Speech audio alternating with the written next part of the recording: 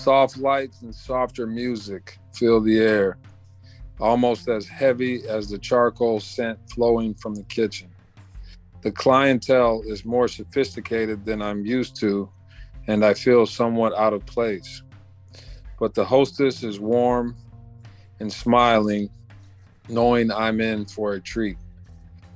As I take my seat, the waiter is very attentive, asking if I'll have something to drink while I wait. A sapphire and tonic, I say, trying to sound like I belong. The waiter smiles and compliments me on my choice. I nervously place my napkin on my lap, hoping I remember my etiquette.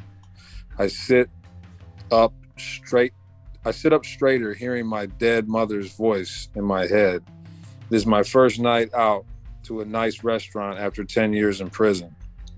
I'm meeting an old friend, and I'm nervous as I ever remember.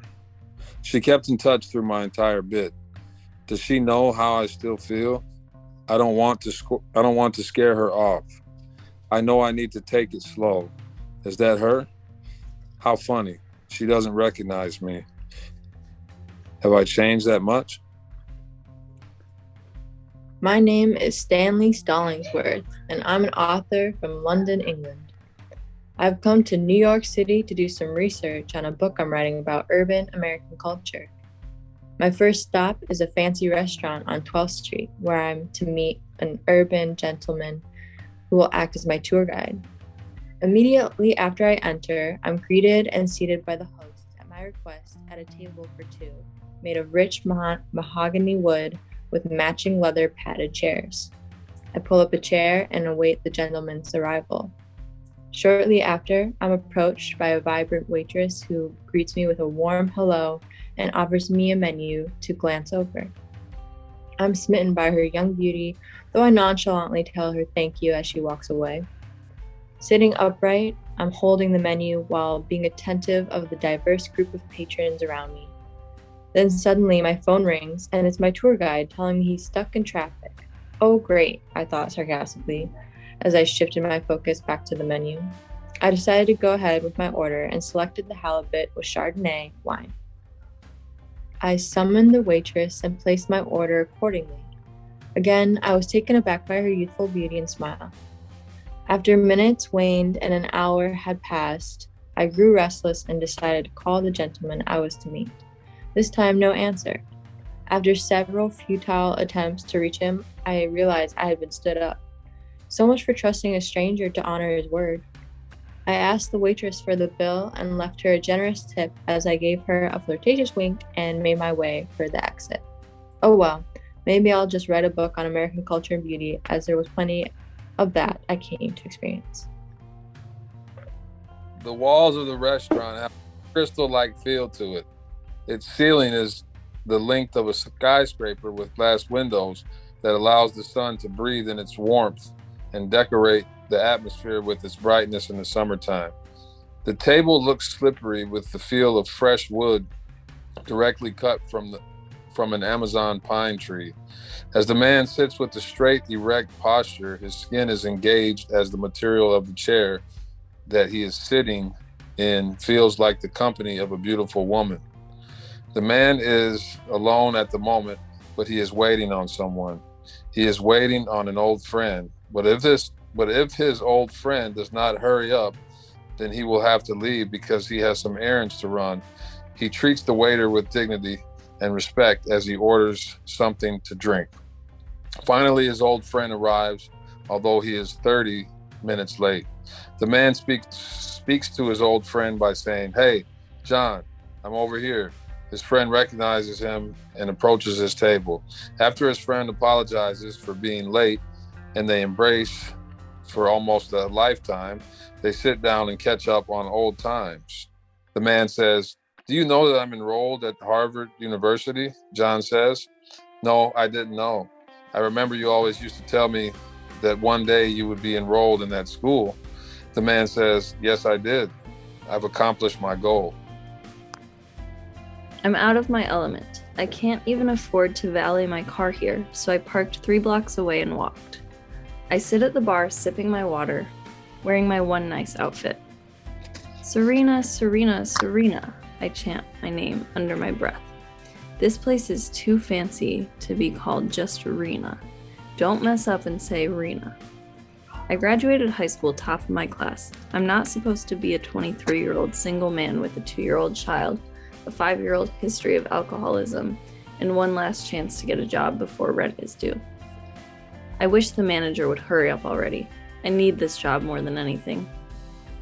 Steamed salmon and mimosas await me as I am greeted by the warmth of the sun from the balcony. Laughter and screams of excitement fills the air. The exchange of emotions by family. Legs crossed, hands grasping the arms of the chair as I am tapped on the shoulder by Daphne. I didn't mean to startle you, but you were lost in a stare. I've brought your newspaper and Vanity Fair. Here's $100 for your troubles, to show that I do care. Can you go into my closet and get me something to wear? Elegant, but not too flashy. Comfortable, but not too clashy. A pair of shades to block the rays. Make the tint on them brandy. Daphne says, which car shall we drive? The one painted in candy? Which guns do we need? Any one should be handy. Have the driver on call. 7:30 is the landing. What shall this mission be titled? Family? The car is pulled around and the driver opens the door. He says, "Good day, Miss Sandy. I hope you enjoy." This guy is wearing a top of an old school sweater. This one is from the Quebec. His favorite food is deer meat. He is human and he is normal. They talk in vibe and in 2 languages. Walk is normal when not in a hurry. When in a hurry, the walk is a fast walk. Life mission is to conquer the self through meditation and discipline. The discipline consists of meditation 2 times a day at sunrise and at sundown. The discipline includes a healthy diet and a no alcohol, no drug consumption. Only tobacco with the peace pipe.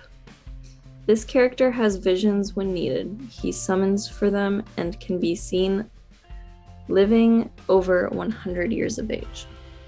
Character's name is Ace. He is wearing what he always wears, his black t-shirt, his Levi's. The ones. Okay, Levi's 501, yeah. With his black leather boots and his black leather jacket. He wears chains on his neck and wrists. He's sitting on his bike eating a bacon double cheeseburger, sipping an ice cold beer. He is from the north side of Chicago and walks and talks like it. All he wants to do in life is ride his motorcycle from town to town, pick up women and party. Feet together, hands clap at the same time. You got it. Yeah. 1, 2, 3, count. You ready? Yeah. 1, 2, 3. The hell is you doing? Jumping jacks. No, feet together when you jump. Hands clap at the top. That's what WTF I'm doing. I'm doing what you told me to do. Don't do what I told you to do. Do what I do. Man, you crazy as hell. My son can comprehend how to do a jumping jack, and he's 3. Man, let's go. 1, 2, 3, stop. SMH. I laugh. Man, what now? Hands out in front of him, like with crazy look on his face. You look like you fighting flies over there. 2 push-ups. 25. Oh, 25. 25 push-ups. A professor's knife. Man, hell no. I ain't doing no push-ups. You doing that 1, 2, 3 shit is throwing me off. I got it this time. Go on ahead. 1, 2, 3. 1, 1, 2, 3, 2. He got it. Damn, was that hard? Oh yeah, you giving me the wrong directions. We all laugh. Wow. Oh, that is That's funny. crazy. What happens to a person's body when it's their last meal of their life? If you knew the final day or night you were to exist on this earth, how would you choose to spend your last hours? What did you do to make this your last day? Would you try to prolong your day? Would you take somebody with you when you go? Tell me, what would you do? I like that a lot. It's pretty morbid. Yeah, I like Yeah. that. Don't even know who I am to be able to create someone else. This response to the great prompt, I love. And it was unintentional. It's like, how did things like that just happen? That's beautiful. Yeah.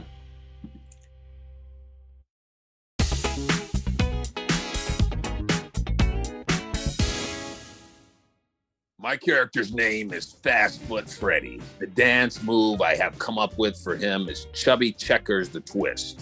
Freddy loves doing the twist. It came out when Freddy was a teenager, so he has plenty of experience with it. Fast Foot Freddy is always in a good mood when he's dancing, especially the twist. Come on, baby, let's do the twist.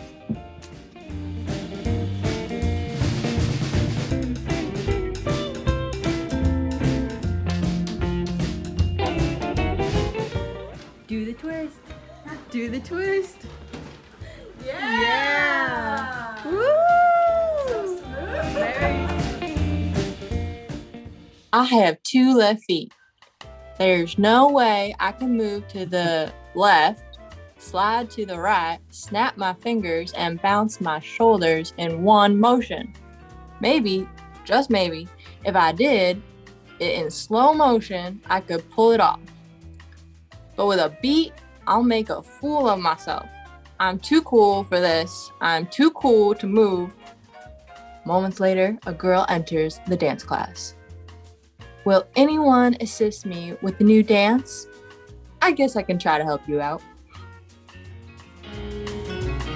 Scully once attempted this dance and tragically failed. Now it's round 2. Having lost a lot of weight, these killer dance moves are easy to execute. Wow. The Dance Macabre. Casket stance. Coffin drop. Inverted closet. Hell spawn.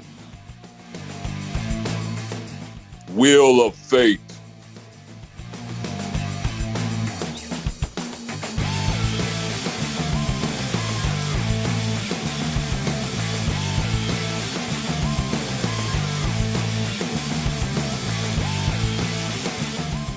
The Ghost Rider. Death's Head. The Gilligan Spin. Demon Stomp. Gypsy Circle. The Mighty Pelvis.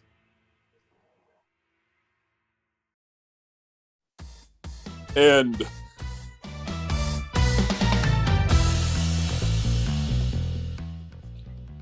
So I've choreographed a dance move for my friend Kevin, who's entering the high school talent show.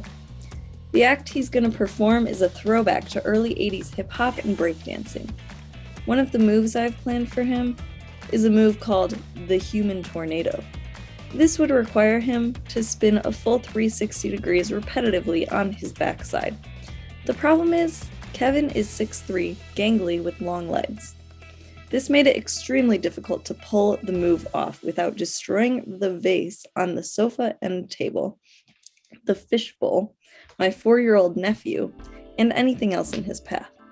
His legs were like propellers on a helicopter, although he felt triumphed in pulling it off. The result of his long legs looked like an actual tornado blew through my home. We decided this wasn't such a good deal after all and settled on a magic act. The character's name is MCPD. The name of his dance is called the Pimp Daddy Shuffle. It's a combination of several dances: hip-hop, breakdance, disco, and even a little R&B in the mix. He's been dancing since he was a kid, and he thinks he has created the next dance craze. Brendan is a hip 20-something tending bar at a college nightclub. He loves music and likes to jam to the beat while he serves drinks. He has blonde hair, green eyes, He's 5'8", and athletic. Brendan behind the bar dance move entails him running in place while balancing his upper body to pour a steady drink. After the drink is poured, Brendan takes the cash in hand, runs his wrist up, and in a breakdance move, gyrates his arm and shoulders snake-like to the cash register, spins around, drops the cash in the drawer, then widens his eyes, brings his lips together in a kiss, brings both his hands to his mouth, and explodes his kiss in an outstretched hands to his customer with a wink and a big smile. Then Brendan drops out of sight behind the bar into splits and bounce back up again. This time, his arms moving back and forth in a running motion down the bar to his next customers. His legs running in a rhythm with his arms. Brendan combines his athleticism as a gymnast with his breakdancing skills to create his running bartender,